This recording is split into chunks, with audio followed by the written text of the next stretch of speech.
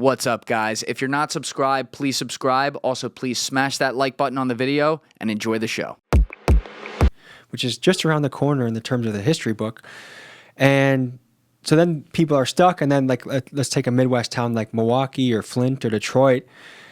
A lot of those folks had their grandparents now were doing well. They were middle class. They worked at the factory. They worked at the plant. All those jobs went overseas to China, Mexico, and all of a sudden there's literally no jobs except for fast food work, or if you want to do like the most popular jobs in Milwaukee in the hood right now are adult home health care. So someone's grandpa that is poor lives on Medicaid, and then there's a house that 3 or 4 of those guys stay, and someone watches them around the clock, or daycares. And most of those workers, I see the check stubs because they apply to the properties I have. They're doing $13 an hour, $14 an hour. Rent is skyrocketing. So even a piece of shit place like Milwaukee there's a book called Evicted that was written about Milwaukee. It's like the slumlord. There's a lot of slumlord places in the country, but there's a lot of slumlords in Milwaukee. I've walked hundreds of properties in Milwaukee. So I've walked places that literally there's a hole in the ceiling, a big hole in the ceiling coming from through the second floor, through the first floor, because the landlord hasn't replaced the roof, and they have a bucket in their living room. Places where it's like people have asked, like, hey, are you renting? My sink hasn't worked in 3 weeks or 3 months. And it's like, how are you still paying rent?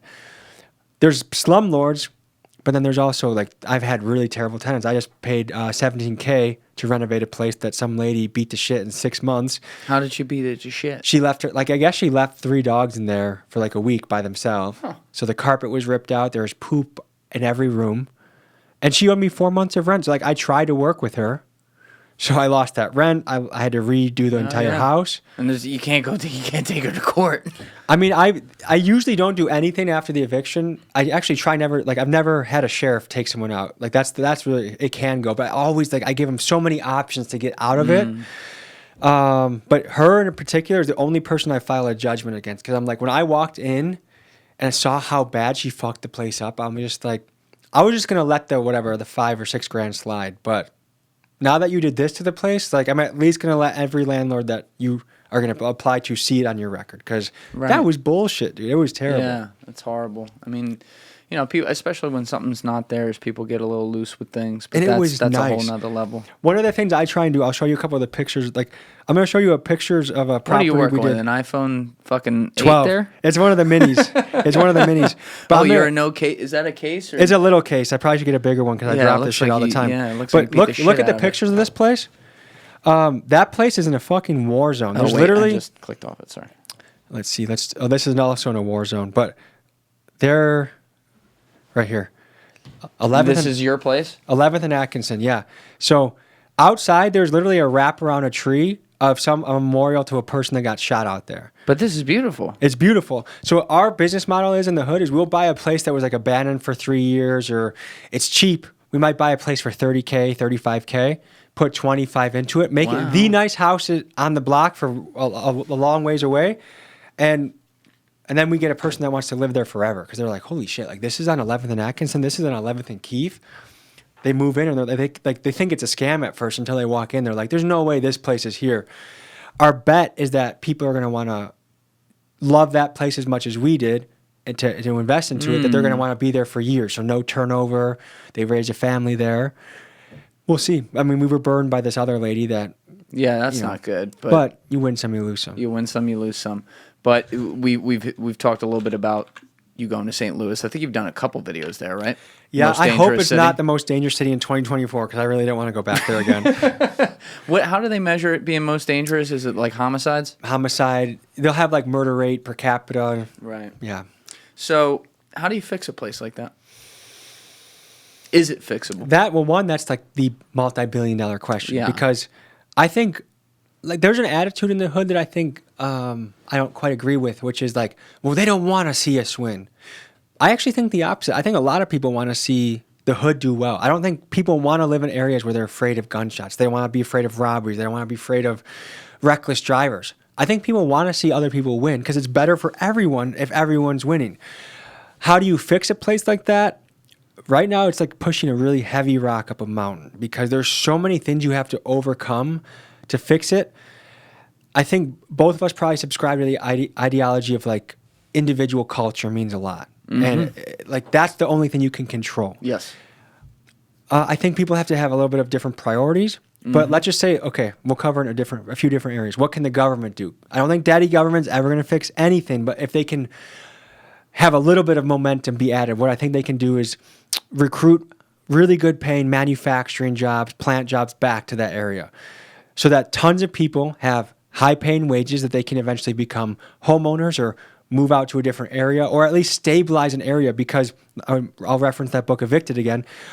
In Milwaukee, 1 out of every 9 single moms gets evicted every single year. So you wonder why blocks are really crazy. There's no more like, oh, that's Mr. Smith, that's Mr. Johnson, that's Mr. whatever. People are all, it's like a shuffling deck. Yeah. So now you don't get time to, hey, why should I meet this new lady that just moved in? She's probably going to be gone in a year anyways. So now there's a lot more instability. So bring back really good jobs that people can be proud of, they can buy homes with, and they can be stable. I would say, this is not a popular thing to say, especially if I was in the hood, but I would say I would recruit like the best police people I could find. I'd make, and I'm not saying like the bruisers, but I'm saying people that aren't afraid and people that are going to hold people accountable. If you rob somebody, sorry, but you're going to get caught. If you kill somebody, the homicide solve rate in a city like Milwaukee, I think is like 40%. 40%. Chicago, I think it's like 30. Isn't Milwaukee where they had like that viral sheriff video where he was talking about like all the murder? You know what I'm talking about? He was talking about like all the murders that happened, and some reporter was bothering him about some. And then he just goes off on her? Yeah. Yes, that's Milwaukee. Can we pull up that video, Yeah. Alessi? It's going to be like Milwaukee sheriff goes off on reporter on YouTube. I want people to see this because this was, I want to say this was during some of the height of like the riots and stuff like that. Is that right? I'll give you the color on why the riots happened. The riots happened. There's a gentleman by the name of Sylvia Smith who I don't know what he was wanted for, but he was in St. Louis. Yeah. No, in Milwaukee. I'm sorry, in Milwaukee. Yeah, but he was in the streets. He was a street guy. This was where what's his face got in trouble, right? Not George Floyd. No. What the fuck is it? Kyle Rittenhouse, right? Close, Kenosha, which is like 40 minutes away. Okay, got it. A black cop shot a black guy, but the narrative was that got out is the white cop did it. So all of a sudden the city started burning down. And if you see the video on what this guy did to a police officer, he was running, he turns, reaches into his waistband, pulls out a gun, goes like this. As soon as he gets to like here, shot. That's it. Yeah. And there was a riot about that, which to me is like, what is the cop supposed to do there? Dude, is he supposed to just take please submachine gun fire? But like, come on, like, if the cop shot him in the back, I'd be like, you know what, that's messed up. Like any cop that does something really wrong, yeah, take him to court, agreed, have him serve his time. It should be a case by case thing. But let's see. Edward Flynn. Yeah. We have the video up now. There are some folks in this community that are legitimately grieving, and we heard from them. We heard a lot of folks who believe the First Amendment only applies to them and took great pains to shout down anybody that disagreed with them. Despite my ongoing disagreements with the police union, I have to say that their members tonight conducted themselves, I thought, with great restraint, given the ad hominem invective that was being unleashed on their work personally and the police department generally. So, this is a controversy. This is a tragedy. I've said it over and over again. It's a tragedy for the family, a tragedy for Officer Manning. It's a tragedy for the community. But I'm not blind to the fact that there's a lot of people lining up to take advantage of this tragedy to flog their own agendas, and that was clear tonight as well. You're accused of saying something to one of the protesters, or one of the people in the stands. He accused you. He was making so much noise, I have no idea what he's talking about. He's going into Clint Eastwood mode. He feels insulted. Too bad. Get off my lawn. What's your response to some of the people that thought you were being disrespectful by being on your phone and not being attentive to them? Well, I was on my phone, and yes, that's true.